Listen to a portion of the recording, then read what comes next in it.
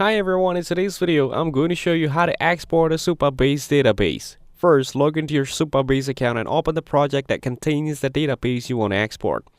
Then, go to the table editor in the left menu and locate the table you want to export. Enable the table name, click the three dots to open the options menu which contains various table actions.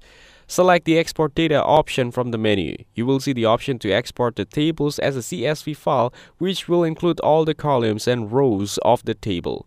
Now, choose a location on your computer to save the file. You can also repeat this process for multiple tables if you need to back up the entire database. Once exported, the CSV files can be opened in spreadsheet software like Excel or Google Sheets for review, analysis, or migration to another database.